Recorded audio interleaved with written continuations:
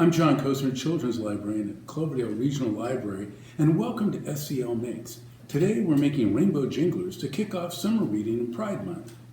This year, Sonoma County Library's summer reading program runs from June 6th to August 13th.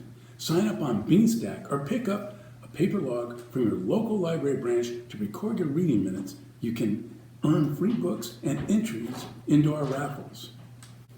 Okay, let's get to our Take and Make kit, available at all 12 library branches.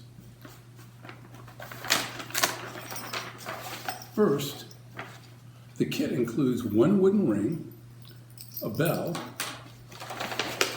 and 6 different colored ribbons. And in just a moment, we'll start going through the steps on how to make a rainbow jingler. First, we're going to take one of the ribbons, fold it in half, and then we're going to pass the end loop through the wooden ring, and then we're going to take the ribbons and pull them through all the way through that loop, and look at that.